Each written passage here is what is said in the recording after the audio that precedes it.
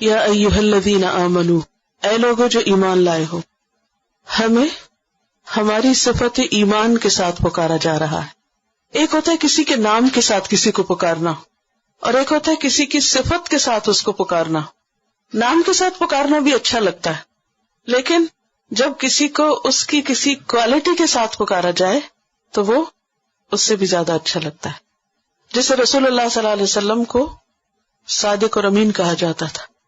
تو ایک ہے کوئی آپ کو کہتا ہے یا محمد آپ کے نام کے ساتھ، اور ایک یہ کہ کوئی کہے یا صادق یا امین۔ فرق ہے؟ کیا فرق ہے؟ جو کسی کی خوبی ہو اس کے ساتھ اس کو پکارنا اس کو قریب بھی کرتا ہے اور بات سننے کے لیے تیار بھی کرتا ہے۔ اسی لیے آپ دیکھیں کہ بچوں کو آپ بسا اوقات صرف ان کے نام سے نہیں پکارتے۔ اگر کوئی اچھا کام کریں اور اس کے ساتھ ان کو آپ اس چیز کو یاد کر کے پکارے تو اس سے کیا ہوتا ہے؟ ان کے دل نرم ہوتے ہیں، ان کی توجہ زیادہ ہوتی ہے۔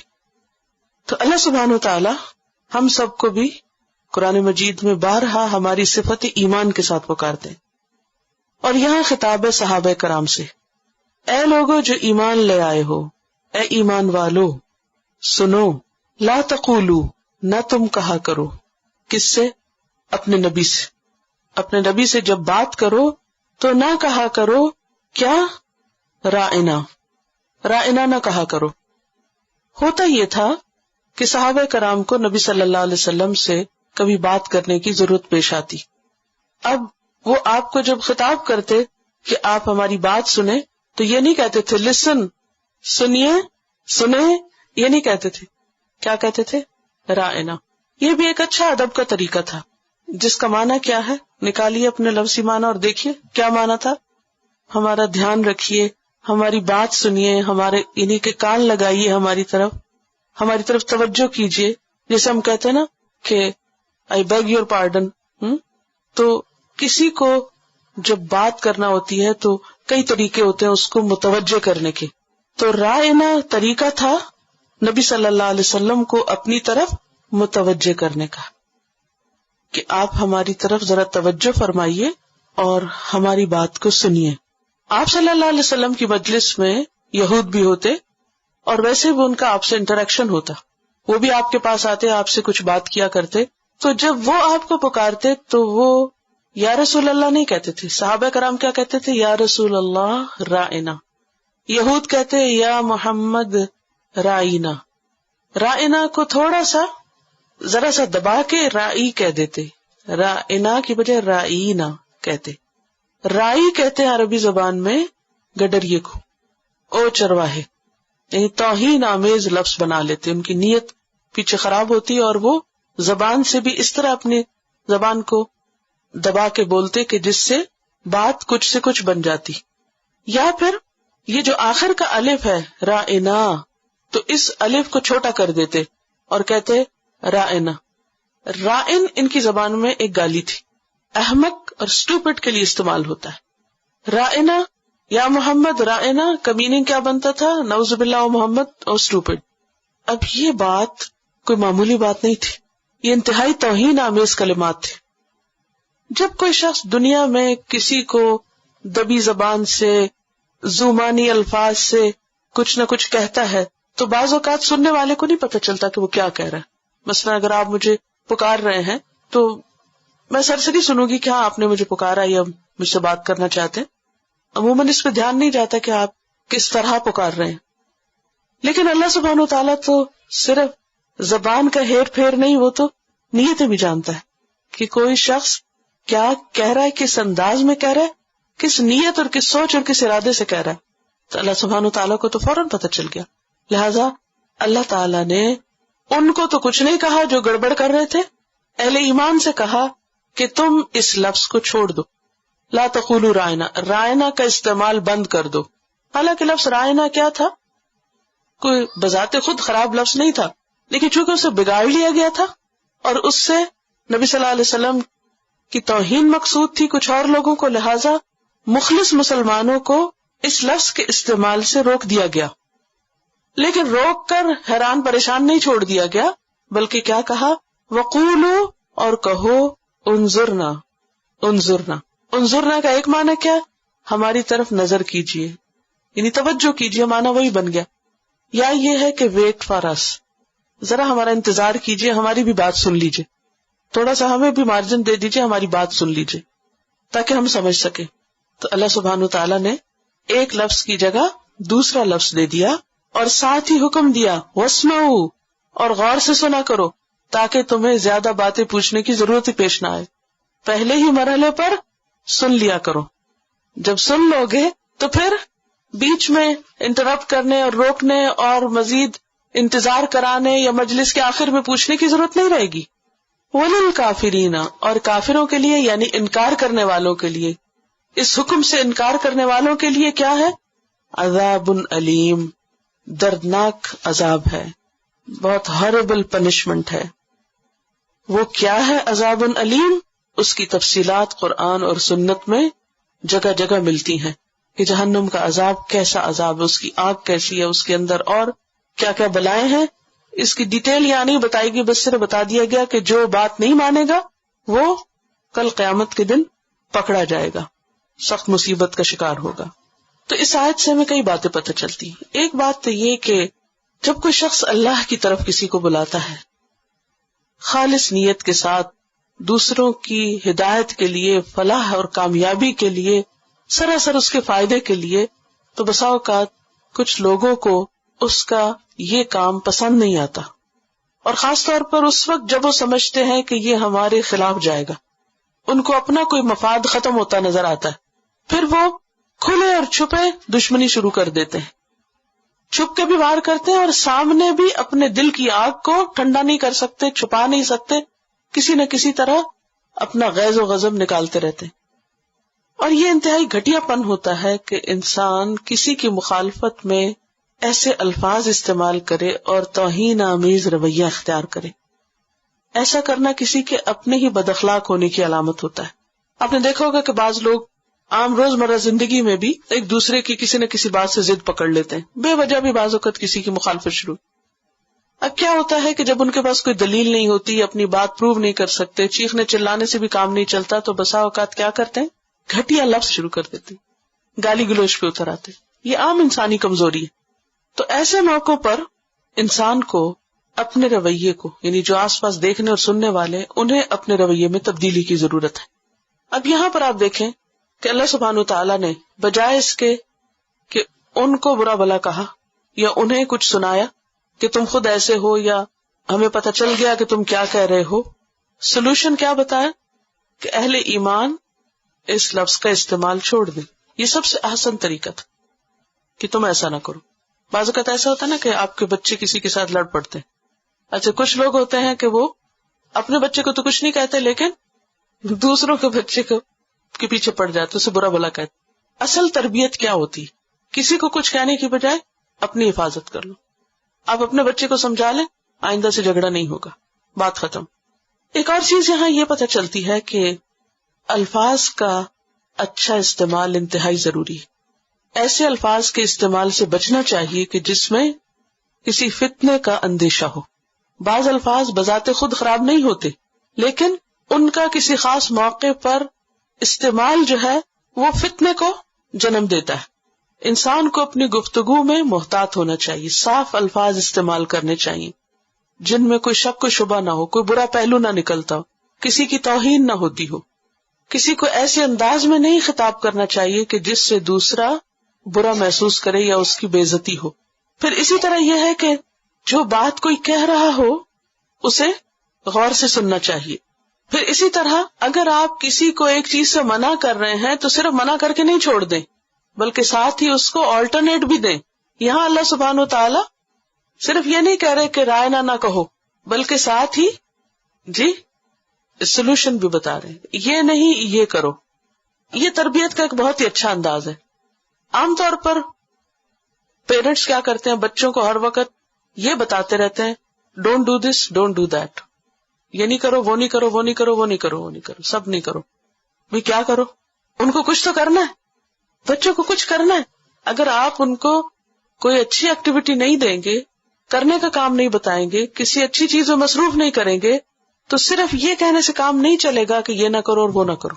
ان کو حل بھی بتائیں کہ پھر کیا کرو. اور یہی تبلیغ کی حکمت ہے. لوگوں کو صرف یہ بتانا یہ بھی حرام ہے وہ بھی حرام ہے، یہ غلط ہے وہ درست نہیں، یہ کافی نہیں ہوتا. ان کو ساتھ پھر کچھ اور بھی بتانا چاہیے کہ اچھا یہ نہیں کرو تو یہ کر لو. میکسیمم سولوشن دینے چاہیے اگر آپ کے بس میں ہو. بس ہر چیز بس میں نہیں ہوتی، لیکن ہمیشہ سولوشن بھی سوچ. اچھا مفتی کون ہوتا ہے کہ جس سے کوئی مسئلہ پوچھے تو وہ صرف یہ نہ بتائے کہ یہ حلال ہے اور یہ حرام ہے، وہ یہ بھی بتائے کہ پھر مزید آپ کیا کر سکتے ہیں. کیونکہ اس سے پھر ویکیوم نہیں ہوتا، جہاں ویکیوم رہ جاتا نا وہاں کچھ نہ کچھ کباڑ بھر جاتا. آپ نے دیکھا ہوگا کہ جیسے دیواریں ہوتی ہیں تو اگر ان میں کوئی خالی جگہ ہو تو کیا ہوتا ہے، وہاں کیا چلا جاتا ہے. تو اسی طرح انسانی اوقات میں جو خالی وقت ہوتے ہیں، انسانی شخصیت میں جو خلا ہوتے ہیں، ان میں کباڑ بھرتا ہے. تو اس سے پہلے کہ وہ کباڑ بھرے آپ اس کی جگہ پہلے خود ہی کچھ اس کو درست کر دیں، ہموار کر دیں. اپنے ساتھ کی تربیت کے لیے بھی، بچوں کی تربیت کے لیے بھی، لوگوں کی اصلاح کے لیے بھی یہی حکمت کا طریقہ ہے. پھر اس آیت سے یہ بات بھی پتہ چلتی ہے کہ اللہ کی بات نہ ماننے والوں کے لیے پنشمنٹ ہے. جب اوپر کہا یہ نہ کرو یہ کرو اور سنو، اور اگر نہیں کرو گے تو پھر کیا ہے، وَلِلْكَافِرِينَ عَذَابٌ أَلِيمٌ، پنشمنٹ ہے. اور اس سے یہ بھی پتہ چلتا ہے کہ اللہ کے حکم کی مخالفت سے بچنا چاہیے. اور اہم ترین چیز یہ ہے کہ مومن کا اخلاق بہت بلند ہوتا ہے، وہ اس راستے سے بھی بچتا ہے جس سے اس کا دامن داغدار ہو. تو جھگڑوں میں پڑنا، برے الفاظ استعمال کرنا، اور اب تو آپ دیکھیں کہ عموماً جو سلینگ بولتے ہیں بچے، اس میں بعض اوقات بہت گھٹیا الفاظ ہوتے ہیں. تو گھٹیا الفاظ جو ہیں ان کا استعمال مومن کی شایان شان نہیں. کہاں یہ کہ شک والی بات بھی چھوڑنے کو کہا جا رہا ہے، غلط الفاظ تو بہت دور کی بات ہے. مومن جو ہے وہ گالیاں نہیں دیتا، بد اخلاق نہیں ہوتا، برے الفاظ استعمال نہیں کرتا. مسلمان صرف نماز پڑھ لینے کا نام نہیں بلکہ انسان کا اسلام اس کے اخلاق سے ظاہر ہوتا ہے. پھر فرمایا ما یود الذین کفروا، نہیں چاہتے وہ لوگ جنہوں نے کفر کیا، من اہل الکتاب، اہل کتاب میں سے، یعنی یہود و نصارہ جو آپ پر ایمان نہیں لائے، ولا المشرکین، اور نہ مشرکین، اور اشارہ ہے یہاں خاص طور پر مشرکین عرب کی طرف. کیا نہیں چاہتے، ان ينزل علیکم من خیر من ربکم، کہ تم پر تمہارے رب کی طرف سے کوئی بھی خیر اتاری جائے.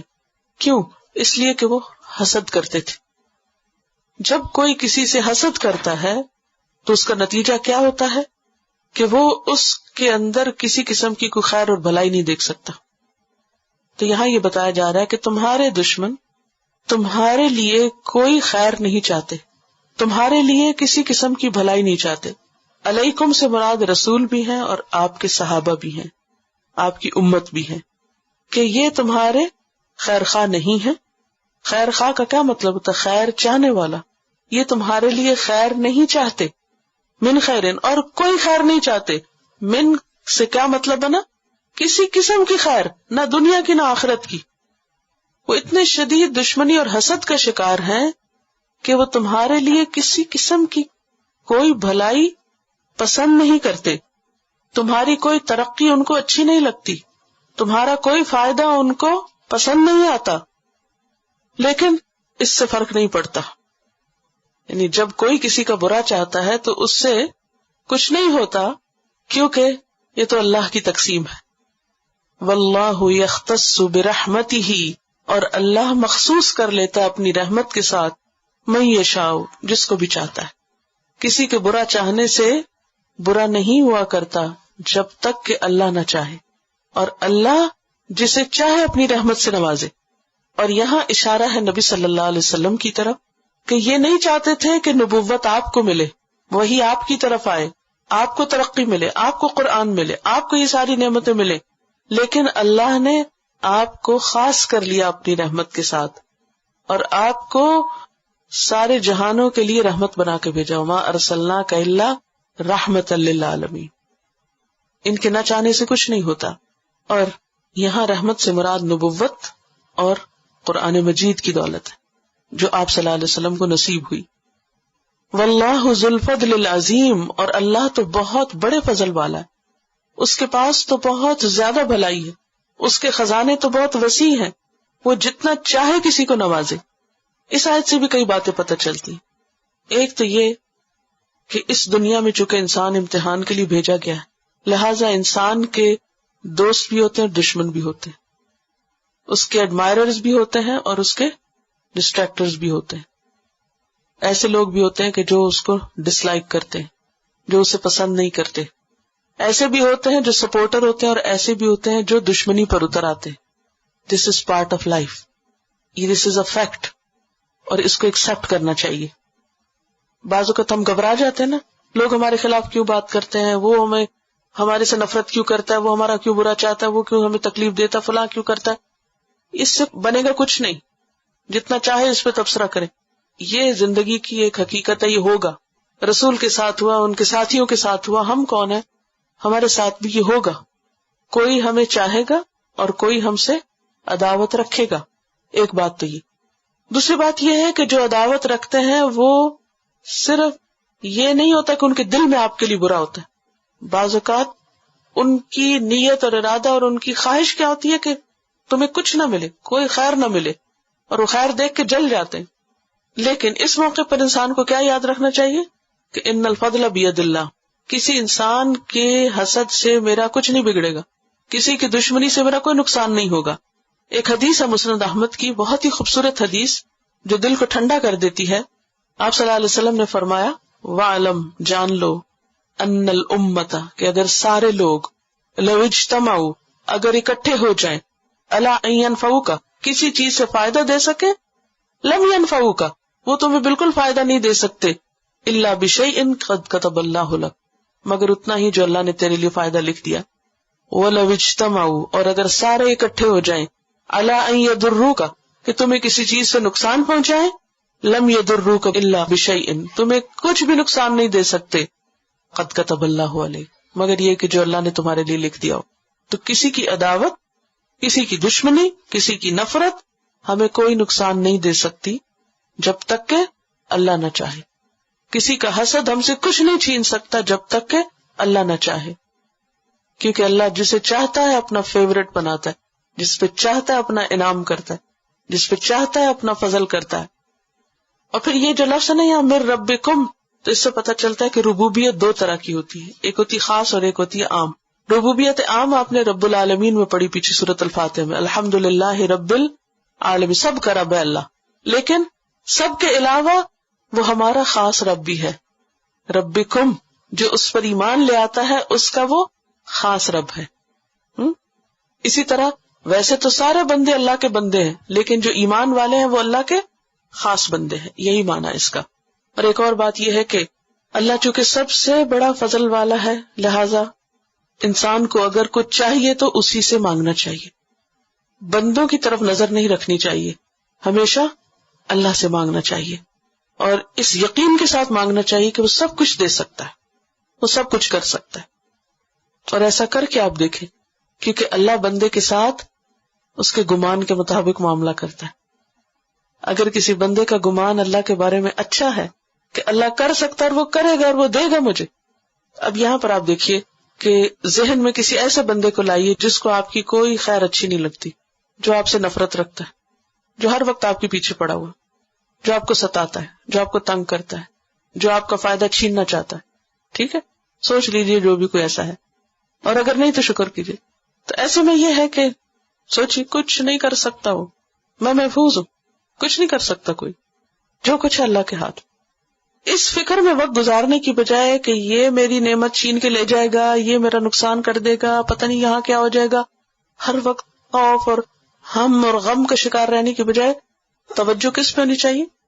وَاسْأَلُ اللَّهَ مِن فَضْلِهِ، اللہ کا فضل مانگنے پہ، اللہ مجھے تو فلاں کے شر سے محفوظ رکھ اور یہ اپنا فضل عطا کر دے، اس سے زندگی میں سکون ہو جائے گا۔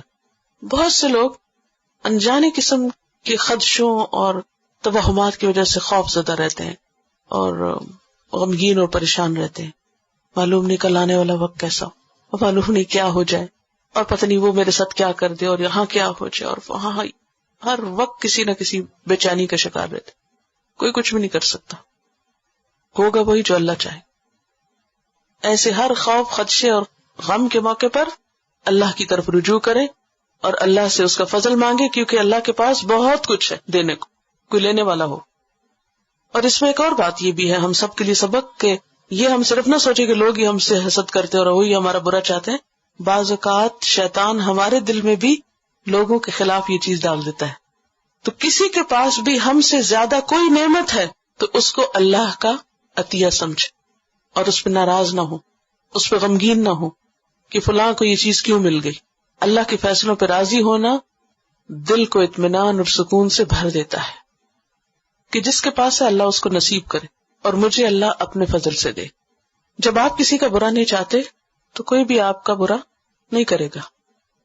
ما ننسخ، نہیں ہم منسوخ کرتے، من آیتن کوئی آیت، او ننسہا یا اس کو بھلوا دیتے، نأتی بخیر منہا ہم لے آتے اس سے بہتر، او مثلہا یا اس جیسی۔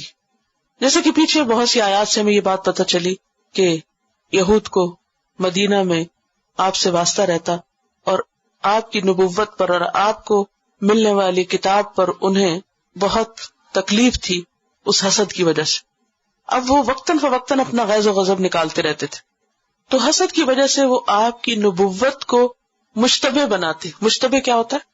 مشکوک، ایسی ایسی باتیں کرتے جس سے لوگوں کے دلوں میں آپ کے بارے میں، آپ کی نبوت کے بارے میں، قرآن کے بارے میں شک پیدا ہو جائے، کیونکہ جب شک پیدا ہو جائے گا تو لوگوں کا اعتبار اٹھ جائے گا، پھر وہ پڑھیں گے نہیں، پھر وہ آپ کو مانیں گے نہیں، آپ کی تعلیمات کو سنیں گے نہیں، بس سب کھیل بگڑ جائے گا۔ بعض اوقات ایسا ہوتا ہے نا کہ لوبڑی والے کے انگور کھٹے، یعنی کہ اگر آپ کو نہیں ملے، آپ نہیں کھا سکے انگور، تو پھر کیا ہے، چھلانگے لگانے کے باوجود بھی نہیں ملے تو پھر یہ ہے کہ اب اس کو غلط ثابت کر دو تاکہ کوئی اور بھی نہ کھا سکے، کوئی اور بھی نہ لے، ٹھیک ہے۔ یا ان کا حال بھی یہ تھا کہ وہ جو کہ ان کو انتظار تھا کہ نبوت ہمارے پاس آئے گی، ہم میں سے کسی کے پاس آئے گی، وہ نہیں آئی۔ اب چونکہ دوسری جگہ آ گئی، اب ان کی ساری کوششیں کس میں لگ گئی کہ کسی طرح اس کو غلط ثابت کر دو، اس کو روکو، نہیں روک سکتے تو ایٹ لیسٹ اس کے اندر شک ڈال دو تاکہ لوگوں کا اطمینان اٹھ جائے۔ اس کے لیے وہ مختلف اعتراض کرتے رہتے تھے۔ ان اعتراضات میں سے ایک اعتراض یہ تھا کہ اگر محمد صلی اللہ علیہ وسلم اللہ کے رسول ہیں اور قرآن سچی کتاب ہے تو پھر کیوں ایسا ہے کہ کچھ احکام قرآن میں ایسے ہیں جو تورات سے مختلف ہیں، جو ہمارے پاس نہیں ہے اور یہاں قرآن بتاتا ہے۔ یا پھر یہ کہتے کہ خود قرآن کے اندر بعض اوقات ایک حکم آتا ہے، پھر دوسرا حکم اس کے خلاف آ جاتا ہے، پھر تیسرا حکم کچھ اور آ جاتا ہے، تو اگر یہ اللہ کی کتاب ہے تو ایک ہی دفعہ آخری بات کیوں نہیں کہہ دی گئی؟ یہ نسخ کیوں ہو جاتا ہے کہ ایک حکم آتا ہے پھر وہ ایبروگیٹ ہو جاتا ہے، پھر دوسرا آ جاتا ہے اس کی جگہ لے لیتا ہے؟ اور اس میں خاص طور پر ہم دیکھیں گے قرآن پاک میں آگے بڑھتے ہوئے آیات کہ جو منسوخ ہوئی لیکن ابھی تک قرآن پاک میں موجود ہیں، یا بعض اوقات آیات موجود ہیں، احکام بدل کے، بعض اوقات آیات بھی لے لی گئی، تو یہ سب کیوں ہوتا ہے؟ تو اس طریقے اس حربے سے وہ قرآن کے بارے میں شکوک پیدا کرتے۔ اس کا جواب اللہ سبحانہ وتعالیٰ نے دیا ہے کہ ہم کوئی بھی آیت اگر منسوخ کرتے ہیں، ایبروگیٹ کرتے ہیں، اس میں تبدیلی کرتے ہیں یا اس کو بھلا دیتے ہیں تو ایسا نہیں کہ ہم بس چھوڑ دیتے ہیں، نأتی بخیر منہا، اس کی وجہ یہ ہے کہ ہم اس سے بہتر چیز لاتے ہیں، یعنی پہلے ایک حکم لائے، کچھ عرصے کے بعد ایک اور آیا، وہ جو بعد میں آنے والا تھا وہ پہلے حکم سے زیادہ بہتر تھا، او مثلہا، یا بعض اوقات ہم اسی کی طرح کا لے آتے ہیں۔ اور ایسا کرنا مشکل تو نہیں، کیونکہ الم تعلم ان اللہ علی کل شیء قدیر، تم نہیں جانتے کہ اللہ ہر چیز پر قدرت رکھنے والا ہے۔ جہاں تک نسخ کا تعلق ہے تو یہ قرآن پاک کے علوم میں سے ایک علم ہے اور اس پر کئی کتابیں لکھی گئی ہیں، ایک بہت طویل چیپٹر ہے، یہ ایک طویل موضوع ہے جس کی ڈیٹیلز میں تو میں نہیں جاؤں گی، لیکن مختصر سا میں آپ کو بتا دوں گی کہ نسخ کس طرح ہوتا ہے، یعنی اس کی مثال کیا ہے۔ تو نسخ کی 3 بڑی قسمیں، 3 طرح سے ہوتا ہے۔ نمبر 1، نسخ اللفظ و بقاء الحکم، لفظ منسوخ ہو گیا، حکم باقی رہ گیا، اور اس کی مثال ہے آیت رجم۔ رجم کہتے ہیں شادی شدہ مرد یا عورت اگر زنا کرے تو اس کو پتھر مار کر ہلاک کیا جائے۔ یہ آیت پہلے قرآن پاک میں موجود تھی لیکن بعد میں اس آیت کو ہٹا لیا گیا مگر حکم موجود ہے۔ اور حضرت عمر رضی اللہ تعالیٰ عنہ کی روایت میں، صحیح حدیث میں، اس کی تفصیلات ملتی ہیں. ایسا کیوں کیا گیا؟ یہود کے پاس تورات میں حکم موجود تھا لیکن وہ اس پر عمل نہیں کرتے تھے. مسلمانوں کے پاس حکم آیا، آیت لے لی گئی، لیکن پھر بھی وہ حکم پر عمل کرتے تھے. تو اس کے پیچھے ایک حکمت تھی. دوسری قسم کا نسخ، حکم منسوخ لیکن آیت باقی، لفظ باقی. پہلی میں کیا تھا؟ لفظ منسوخ، حکم باقی. دوسری میں اپوزٹ. کیسے؟ حکم منسوخ، آیت باقی. جیسے سورۃ الانفال کی آیت نمبر 65 اور 66. ایسا کیوں؟ آیت کیوں باقی رکھی گئی؟ تاکہ آیت پڑھنے کا ثواب ملتا رہے. اور پھر یہ دکھانا بھی مقصود تھا کہ اللہ تعالیٰ جو چاہتا ہے کرتا ہے. وہ آیت دے کر بھی حکم ہٹا سکتا ہے، اس کی جگہ ایک اور حکم لے آتا ہے. اور پھر تیسری قسم کیا ہے؟ نہ آیت رہے اور نہ حکم رہے، جیسے رضاعت کا حکم ہے. اس کے بارے میں صحیح مسلم میں حدیث حضرت عائشہ کی کہ رضاعت کی حرمت کے بارے میں آیت موجود تھی جس میں 10 دفعہ دودھ پینے سے حرمت واجب ہوتی، پھر وہ 5 دفعہ میں بدل گئی اور پھر وہ آیت بھی چلی گئی لیکن حکم باقی رہا. اب آپ دیکھیں کہ انہیں کہ قرآن پاک میں نہیں لیکن حدیث میں باقی رہا حکم. تو یہ دونوں طرح کا نسخ ہو گیا، آیت بھی چلے گی اور وہ. اب آپ دیکھیں کہ ایسا کیوں ہوتا ہے، اس کی حکمت کیا ہے کہ کبھی حکم باقی اور لفظ نہیں، کبھی لفظ باقی اور حکم نہیں، اور کبھی دونوں ہی قرآن میں موجود نہیں. تو ایسا کیوں کیا گیا؟ اس کی کیا حکمت تھی؟ اس کا کیا فائدہ تھا؟ اس کا سب سے پہلا فائدہ تو یہ کہ اللہ سبحانہ وتعالیٰ کو یہ بتانا مقصود تھا کہ اللہ جو چاہتا ہے کرتا ہے، جو کہ آیت کے اندر ہے. قرآن پاک کی ایک اور آیت میں آتا ہے یمحو اللہ ما یشاء ویثبت. اللہ جس چیز کو چاہتا ہے مٹا دیتا ہے، جس چیز کو چاہتا ہے باقی رکھتا ہے.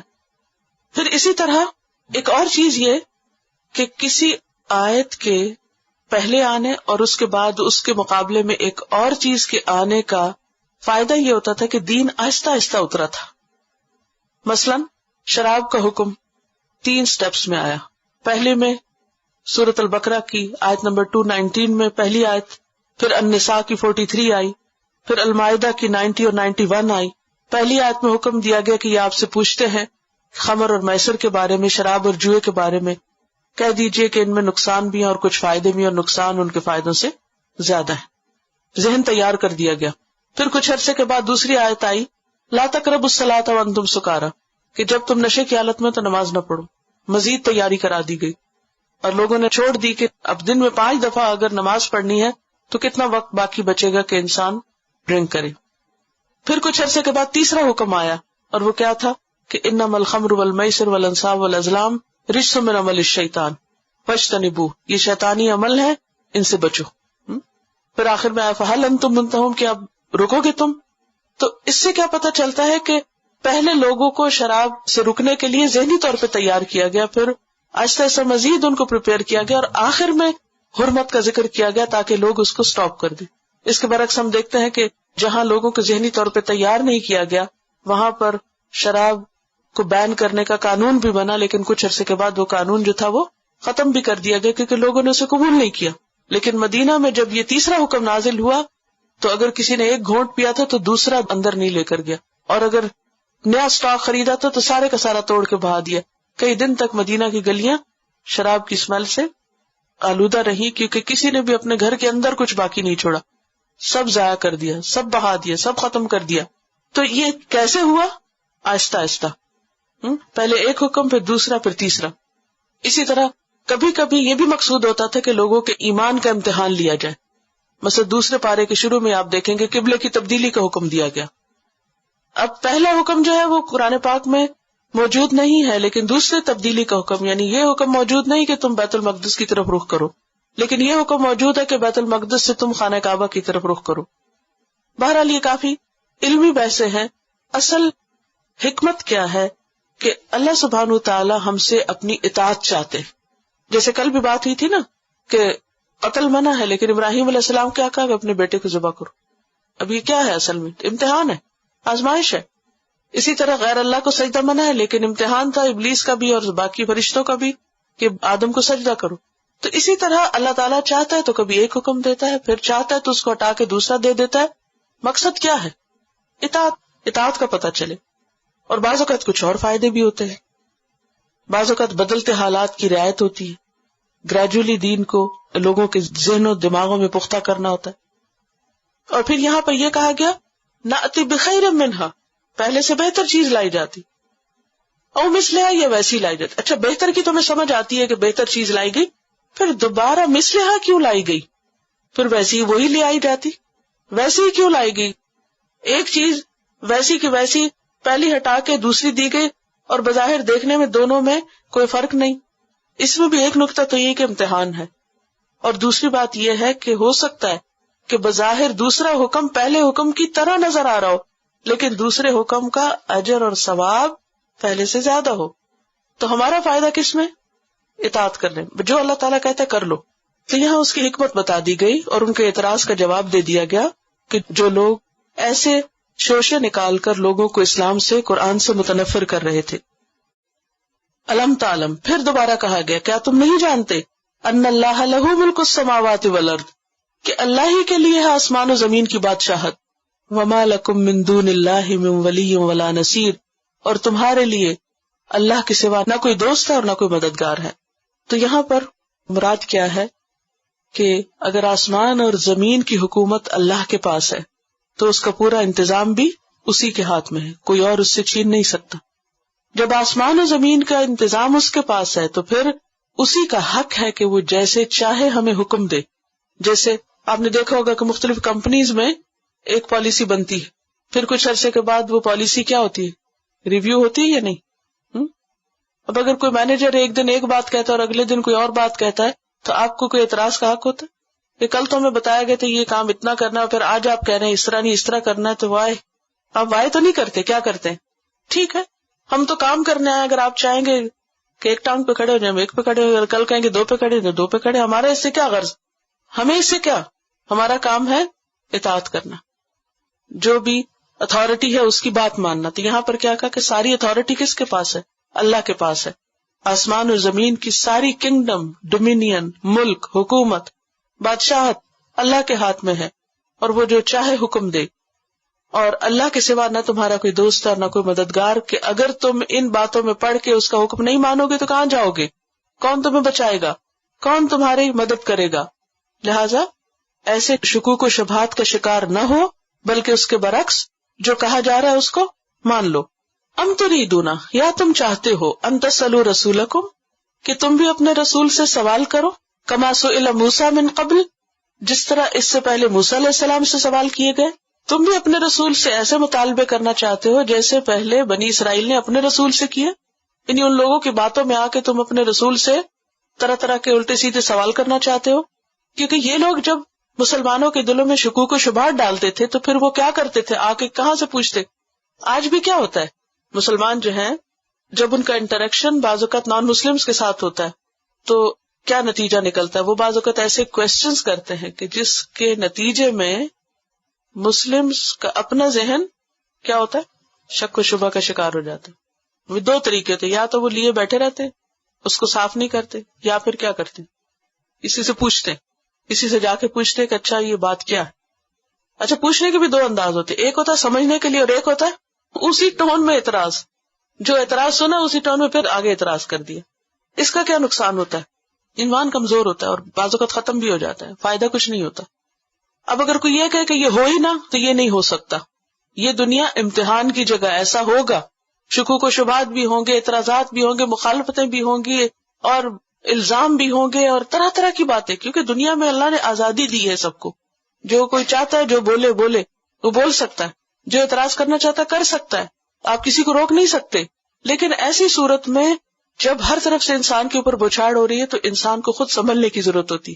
ہمیں اپنے پارٹ پہ کیا کرنا چاہیے کہ فوری طور پر اینٹی اسلامک پروپیگنڈے سے متاثر نہیں ہونا چاہیے، اپنا ایمان نہیں کھو دینا چاہیے، اس وقت سنبھلنا چاہیے، اعتراض نہیں کرنے چاہیے اور ناروا مطالبے نہیں کرنے چاہیے اور ایسی باتیں نہیں کرنی چاہیے اچھا اگر آپ مجھے یہ پروف کر دے تو پھر میں یہ بات مان جاؤں گی. نہیں، عام طور بچے ایسے کرتے، اگر آپ یہ پروف کر دے کہ اسلام کی یہ بات درست ہے اور سچی ہے تو پھر ایسا اور ویسا ہوگا.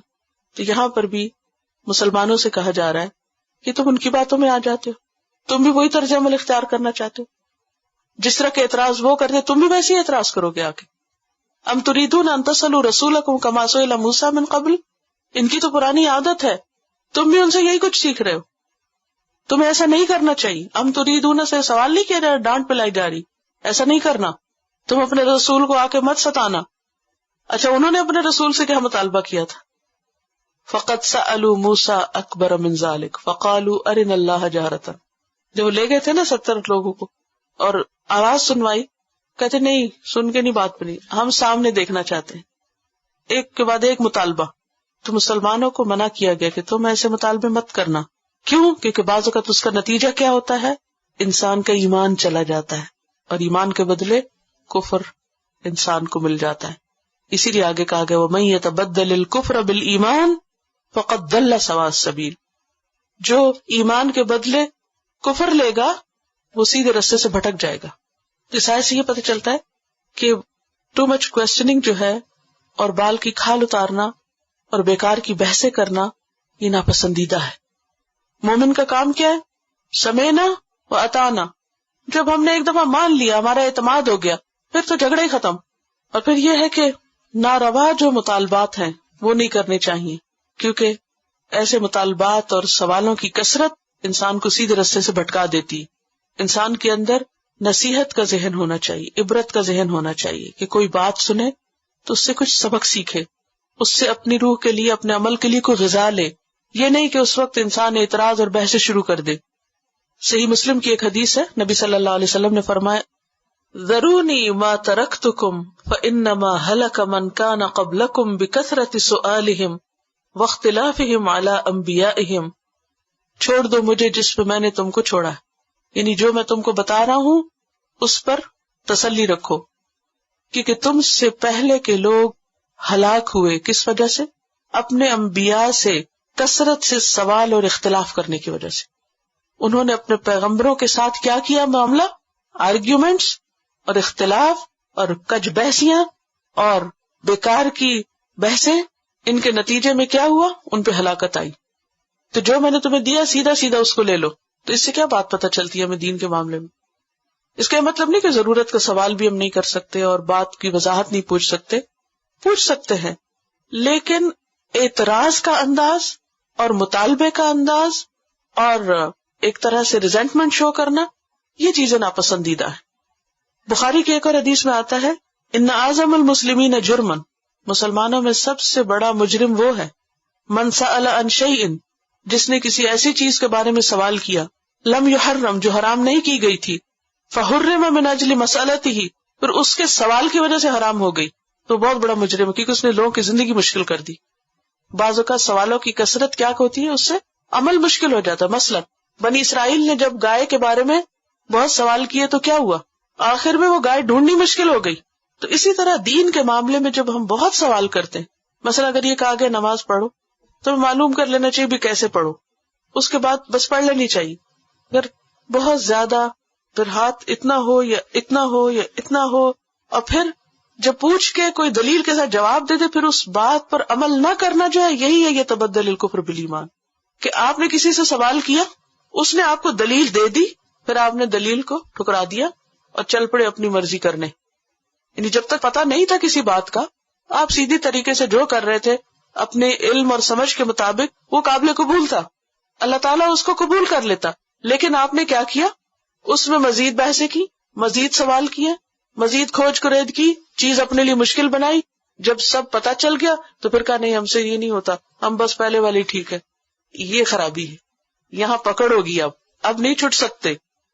جب تک نہیں پتا تھا نہیں پتا تھا، اب پتا چل گیا، اب پتا کر کے پھر اس پر عمل نہ کرنا یہ غلط ہے.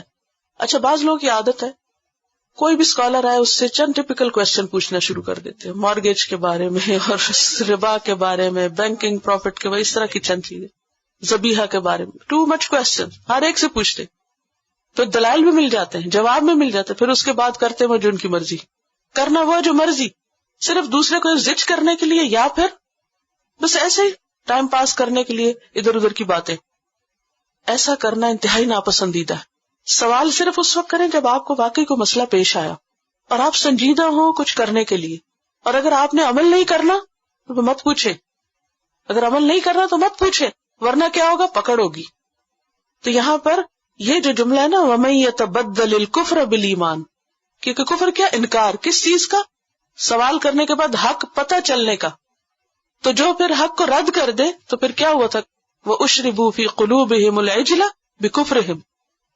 حق کا انکار جب انسان کرتا ہے تو پھر اللہ فتنے میں مبتلا کر دیتا ہے، پھر کسی اور مصیبت میں ڈال دیتا ہے، پھر اس سے نکلنا اس کا مشکل ہو جاتا ہے. تو ایسا شخص وقت دل سوا سے بھی بہت دور نکل گیا، پھر اس کا سیدھے رستے کی طرف آنا بھی مشکل ہو جاتا ہے. پھر ایک اور چیز کے بارے میں اب بتایا جا رہا ہے، وَدَّ كَثِيرٌ مِّنْ أَهْلِ الْكِتَابِ، اہل کتاب کی ایک اور خصوصیت بتائی جا رہی ہے کہ ان میں سے اکثریت میجورٹی کیا چاہتی ہے؟ لو يردونکم من بعد ایمانکم کفارا، کہ وہ تمہارے ایمان لانے کے بعد تمہیں دوبارہ سے پھر کافر بنا دے، تمہیں واپس پچھلے دین پہ لے جائیں. مدینہ میں یا مکہ میں جو لوگ کنورٹ ہو گئے تھے، اپنا آبائی دین چھوڑ کر مسلمان ہو گئے تھے، تو دن بدن مسلمانوں کی یہ ترقی اہل کتاب کو پسند نہیں تھی، کیونکہ وہ خود نہیں مسلمان ہوئے تھے نا، تو ان کو یہ اچھا نہیں لگتا تھا کہ کوئی اور مسلمان ہو. لہٰذا وہ طرح طرح کے فتنے چھوڑتے رہتے اور شوشے چھوڑتے رہتے. مقصد کیا تھا کہ اس کی وجہ سے مسلمان اپنے دین سے بددل ہو کر واپس پلٹ جائیں جہاں سے وہ آئے ہیں. تو اللہ تعالیٰ خبردار کر رہے ہیں کہ دیکھو بہت سے اہل کتاب یہ چاہتے ہیں کہ تمہارے ایمان لانے کے بعد، دین میں آنے کے بعد تمہیں واپس کافر بنا دے. اور یہ ہر دور میں رہا ہے کہ جب بھی کوئی شخص دین کے بارے میں سنجیدہ ہونے لگتا ہے یا دین کے بارے میں آگے آنے لگتا ہے تو دوسرے لوگ کانشیس ہو جاتے. یہ نہیں ہوتے کہ اچھا یہ 5 وقت مسجد جانے لگا ہے، اب حجاب اوڑھ لیا، جب فلاں نے تو داڑھی بھی رکھ لی، اب تو فنڈامنٹلسٹ ہونے لگا ہے، اب اس کا کچھ بندوبست کرو. ایسا نہیں ہوتا کہ شیطان کھلا چھوڑ دے اور آپ کو آسان راستہ دے دے کہ اچھا چلو ٹھیک ہے سیدھے راستے پہ چلو. تو یہاں پر خبردار کیا جا رہا ہے کہ ایسا کیوں ہے؟ حسد من عند انفسہم، ان کے حسد کی وجہ سے. من بعد ما تبین لہم الحق، اس کے بعد کہ ان کے لیے حق واضح ہو چکا ہے. کیونکہ نبی صلی اللہ علیہ وسلم کی آمد سے پہلے وہ انتظار میں تھے، انہیں نشانیاں پتہ تھیں. جب آپ آئے وہ پہچان بھی گئے، حق سامنے آ گیا. لیکن چونکہ ان کا خیال یہ تھا کہ نبوت ان کا قومی حق ہے، انہی کی قوم میں نبوت آنی چاہیے، جو نہیں آئی تو حسد کا شکار ہوئے. جب حسد کا شکار ہوئے تب انہیں اچھا نہیں لگتا تھا کہ کوئی اور اس حق کو قبول کرے. تو اس پر اب کیا ہے؟ مسلمانوں کو خبردار کیا جا رہا ہے کہ ایسا ہوگا. اچھا جب یہ پتا چلے کسی کو کہ کوئی مجھے میرے دین سے ہٹانا چاہتا ہے یا کوئی میری نعمت مجھ سے چھیننا چاہتا ہے، کیونکہ دین تو ہمارے لیے اب کوئی بہت قیمتی چیز رہی نہیں، اس لیے اس کی مثال شاید آپ کو سمجھ نہ آئے. اگر کسی وقت آپ کو پتا چلے کہ کوئی آپ سے آپ کی کوئی نعمت چھیننا چاہتا ہے، مثلاً آپ کے پاس قیمتی جیولری ہے یا کوئی کار ہے یا کوئی اور چیز ہے ایسی، تو جو ہی آپ کو پتا چلے کہ کوئی شخص آپ سے حسد کر رہا ہے اس کی وجہ سے اور وہ آپ سے چھیننے کے چکر میں ہے، تو آپ کے اندر کیا پیدا ہوگا؟ کیا خیال آئے گا؟ کوئی اور چیز سوچ لی، ہو سکتا ہے ان میں سے کوئی چیز آپ کو نہ پسند ہو. کوئی چیز بھی جو آپ کو پسند ہو اور آپ کو اپنی جان سے زیادہ عزیز ہو، جب آپ کو یہ پتا چلے کہ کوئی اور اس کو چھین رہا ہے، کسی کو اگر یہ پتا چلے کہ کوئی عورت اس کے شوہر کے پیچھے ہے اور اس کو اپنی طرف مائل کر رہی ہے، تو اس کی بیوی کے دل میں کیا آئے گا؟ غصہ، اشتعال. جب اللہ سبحانہ تعالیٰ نے اہل ایمان کو بتا دیا کہ یہ تم چالیں چل رہے ہیں تمہیں تمہارے دین سے ہٹانے کے لیے، اور اس وقت کے جو مومن تھے ان کے لیے ایمان دنیا کی ہر چیز سے زیادہ قیمتی چیز تھی، تو ان کی غیرت جاگنی تھی اور وجہ بھی بتا دی گئی کہ یہ حسد کا شکار. تو اب یہ کہ اشتعال آئے گا، غصہ آئے گا. جب انسان کو غصہ آتا ہے تو پھر انسان کیا کرتا ہے؟ کہاں تک جاتا ہے؟ جتنا کسی کا بس چلے. ٹھیک ہے، مختلف لوگوں کا ریئیکشن مختلف ہوتا ہے. اب مسلمان ابھی کمزور تھے، اب اگر کسی طرح وہ ریئیکٹ کرتے تو نقصان کیا ہوتا؟ کس کا ہوتا؟ بعض اوقات آپ نے دیکھا ہوگا کہ ایک شخص ظالم ہوتا ہے اور وہ کسی پہ ظلم کر رہا ہوتا ہے، اور مظلوم کا ریئیکشن بعض اوقات ایسا نیگیٹو ہوتا ہے کہ وہ کیا بن جاتا ہے؟ وہ ظالم بن جاتا ہے، اور جو اصل ظالم ہوتا ہے وہ آرام کر رہا ہوتا ہے. تو اس لیے یہاں پر کیا فرمایا گیا؟ فافو، یہ جو کر رہے ہیں نا، کرنے دو ان کو، معاف کرو، درگزر کرو. وصفہو، چھوڑ دو اس بات کو، اس پہ زیادہ توجہ نہ کرو. فافو وصفہو حتی یاتی اللہ بامرہ، یہاں تک کہ اللہ اپنا فیصلہ لے آئے. اور وہ فیصلہ کیا ہے؟ کہ تم اتنے مضبوط ہو جاؤ، اسلام کی اتنی ترقی ہو جائے کہ پھر تم ایسی چیزوں سے نبٹ سکو. لیکن ابھی کیا کرو؟ معاف کر دو، درگزر کرو.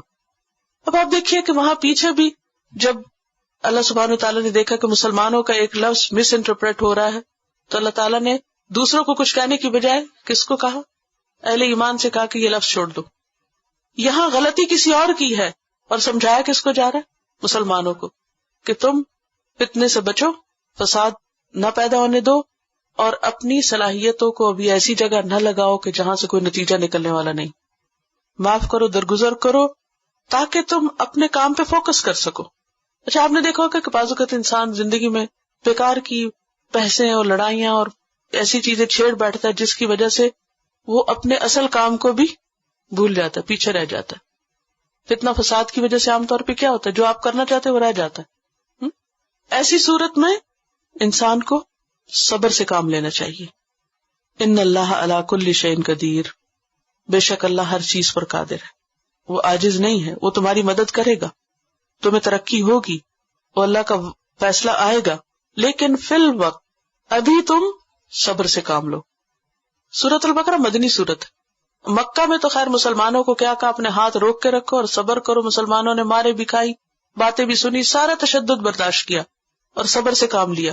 پھر مائگریٹ کیا، مائگریٹ کرنے کے بعد ایک اور جگہ مشکل پیش آ گئی. اب وہ ایک تو کھلی مخالفت تھی اور یہاں منافقت تھی اور ہڈن مخالفتیں اور طرح طرح کے پیچھے پیچھے فتنے فساد، جس کی وجہ سے بہت مشکل ہو رہی تھی. مسلمان کچھ کرنا چاہتے تھے لیکن اللہ سبحانہ وتعالیٰ نے کیا فرمایا؟ فاعفوا واصفحوا. کیونکہ یہ لوگ کبھی تو مشرکین کو کہتے کہ آؤ مسلمانوں کے خلاف جنگ کرو، ادھر ان کو ابھارتے، اور کبھی مسلمانوں کے اندر شکوک و شبہات پیدا کرتے، ان کے اندر مغالطے پیدا کرتے، ان کو بدظن کرتے. تو ایسے موقع پر مسلمانوں کو روک دیا گیا کہ ابھی تم اپنے آپ کو سنوارو، اپنے اخلاق کو بہتر کرو، اپنا بچاؤ اور دفاع کس طرح کرو؟ معاف کر کے اور درگزر کر کے، یہاں تک کہ اللہ تعالیٰ کوئی اور راستہ نکالے. ان اللہ علی کل شیء قدیر، بے شک اللہ ہر چیز پہ قادر ہے. اور کیا کرو؟ وَأَقِیمُوا الصَّلَاةَ وَآتُوا الزَّکَاةَ، اپنی ذاتی تربیت پہ زور دو، اللہ سے تعلق مضبوط کرو، نماز قائم کرو، زکوٰۃ ادا کرو، صدقہ خیرات کرو. وَمَا تُقَدِّمُوا لِأَنفُسِكُم مِّن خَيْرٍ تَجِدُوهُ عِندَ اللَّهِ، اور جو بھی تم اپنے ذات کے لیے، اپنے نفسوں کے لیے آگے بھیجو گے اسے جا کے کل اللہ کے پاس موجود پاؤ گے. اور سورۃ المزمل میں آتا نا تجدوہ عند اللہ هو خیرا واعظم اجرا، جو اللہ کے پاس ہے پھر وہ بہتر بھی ہے اور اجر کے اعتبار سے بہت بڑا بھی ہے. ان اللہ بما تعملون بصیر، بے شک اللہ ساتھ اس کے جو تم عمل کر رہے ہو دیکھ رہا ہے. خیر ہے یا شر ہے، چھپے یا کھلے، ہر چیز اللہ کی نظر میں ہے. تو اس سے کیا پتہ چلتا ہے کہ انسان کو حکمت سے کام لینا چاہیے اور جذباتیت سے بچنا چاہیے. جب یہ پتہ چل بھی جائے کہ کوئی شخص آپ کو نقصان پہنچا رہا ہے یا آپ کا مخالف ہے یا آپ کا دشمن ہے تو ضروری نہیں کہ تم علل اعلان مقابلے پہ اتر آؤ. اس کے مقابلے میں دو طریقے اختیار کرو. ایک تو یہ کہ اس کو اگنور کرنے کی کوشش کرو، اس کو بھڑکنے نہ دو، اس کو کور کیے رکھو. دوسرے یہ کہ اللہ سے مدد مانگو، صدقہ خیرات کے ذریعے اپنا دفاع کرو. یہ زیادہ بہتر راستہ ہے، اور خاص طور پر اس وقت جب کہ انسان کمزور ہو، جب اس کے پاس کوئی سپورٹ نہ ہو. اور یہ یاد رکھے انسان کہ میرا رب دیکھ رہا ہے، لہذا مجھے تو خیر ہی خیر سے کام لینا ہے، مجھے تو اچھا ہی کرنا ہے. کیونکہ بعض اوقات ہم کہتے ہیں نا آخر کب تک صبر کریں، آخر ہم ہی کیوں یہ سب نیکیاں کرتے رہیں، ہم ہی کیوں معاف کریں. کہا جو بھی کرو گے اللہ کے پاس اس کا اجر مل جائے گا. اگر دنیا میں تم سمجھتے ہو کہ تمہارے پہ زیادتی بھی ہو رہی ہے، جبر بھی ہو رہا ہے، تو اجر نہیں جائے گا کہیں. اب ان کے ایک اور اعتراض کا جواب دیا جا رہا ہے اگلی آیت میں، وَقَالُوا لَن يَدْخُلَ الْجَنَّةَ إِلَّا مَنْ كَانَ هُودًا أَوْ نَصَارَىٰ. اب جو لوگ مسلمان ہوتے تھے انہیں کہتے تھے تم مسلمان ہونا چاہتے، مسلمان نہ ہو کچھ اور ہو جاؤ اگر جنت میں جانا چاہتے ہو، کیونکہ جنت میں تو صرف یہود و نصارہ ہی جائیں گے. آج صبح مجھے کوئی بتا رہا تھا کہ ایک سسٹر مسلمان ہوئی ہے اور اس کے گھر والوں کا اتنا پریشر اس پہ، وہ کہتے ہیں کہ دیکھو تم بدھسٹ ہو جاؤ، ہندو بن جاؤ، کچھ اور ہو جاؤ، مسلمان نہ ہو، مسلمان نہ بنو بس. کیونکہ مسلمانوں کے خلاف اتنا پروپیگنڈا ہے دنیا میں کہ اسلام کا نام بھی ایک گالی بن گیا. اب اس دور کے مدینہ میں بھی کیا ہوتا تھا کہ جب کوئی مسلمان ہوتا تو اسے کہتے دیکھو مسلمان نہ بنو، تم عیسائی بن جاؤ، یہودی بن جاؤ، کچھ اور بن جاؤ، مسلمان نہ بنو. اور اس کے لیے ان کو کیا لالچ دیتے؟ لن يدخل الجنت الا من كان هودا او نصارى، تم جنت میں نہیں جاؤ گے جب تک کہ تم یہودی یا عیسائی نہ بنے. تلک امانیہم، یہ ان کی اپنی وشفل تھنکنگ ہے، ان کے اپنے خیالات ہیں، یہ ان کی اپنی تمنائیں ہیں، ان کے اپنے ڈریمز ہیں. قل ہاتوا برہانکم، کہ لاؤ اپنی کوئی دلیل. کہاں لکھا ہے کہ صرف یہود و نصارے جنت میں جائیں گے؟ ان کنتم صادقین، اگر تم سچے ہو. تو اس سے یہ پتہ چلتا ہے کہ جب کوئی اسلام کے خلاف، آپ کے خلاف کوئی پروپیگنڈا کرے تو صرف کسی کی باتوں کے زور پر اس کو مان نہیں لینا چاہیے، شکوک و شبہات کا شکار نہیں ہونا چاہیے. کیا کرنا چاہیے؟ دلیل مانگنی چاہیے. یہ کہاں لکھا بتاؤ. بعض لوگ کہتے ہیں نا کہ اچھا یہ پڑھ لو تو جنت میں چلے جاؤ گے، وہ کر لو تو جنت میں چلے رہو. یہ ہے نا باتیں عام. وہ وظائف کی کچھ کتابیں میں نے بچپن میں دیکھی تھی، اسے لکھا تھا اگر آپ جمعرات کی رات کو فلاں چیز اتنی دفعہ پڑھ لیں تو آپ کے لیے جنت میں اتنے 1000 محل بن جائیں گے. ہے نا ایسی باتیں، شاید آپ نے بھی پڑھی ہوں. سورۃ یاسین اتنی دفعہ پڑھ لیں تو آپ کو یہ اور یہ چیز مل جائے. اور معلوم ہے اتنے انگنت فائدے لکھے ہوتے ہیں کہ حد ہی نہیں. ان باتوں کی کیا دلیل ہے؟ ہاتھوں برہانکم، کہاں لکھا ہے؟ نہ قرآن میں لکھا ہے، نہ سنت میں لکھا ہے. یہ کہاں سے گھڑ لائے ہو تم کہ ایسا کر لو تو یہ مل جائے گا، ویسا کر لو تو یہ مل جائے گا؟ نہیں، یہ سب اصل دین سے ہٹانے والے طریقے ہیں، اور ایسی باتوں کی دلیل مانگنی چاہیے. جنت میں جانے کا طریقہ کیا ہے؟ بلا، کیوں نہیں، بلکہ بات یہ ہے من اسلم وجہہ للہ، جس نے اپنا چہرہ اللہ کے سپرد کر دیا، اپنی نیت کو اللہ کے لیے خالص کر لیا، اپنا آپ اللہ کے حوالے کر دیا.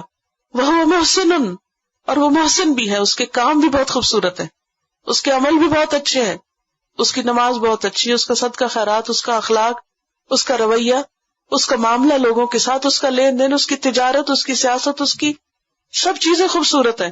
وہ محمد صلی اللہ علیہ وسلم کے بتائے ہوئے طریقے کے مطابق ہے، اس اسوہ حسنہ کے مطابق ہے. وہ محسن فلہ اجرہ عند ربہ، اس کا اجر اس کے رب کے پاس ہے، وہ جنت میں جائے گا، وہ اپنے رب کے پاس قابل قبول ہے. ولا خوف علیہم ولا هم يحزنون، نہ ان پر کوئی خوف ہوگا اور نہ ہی وہ کبھی غمگین ہوں گے.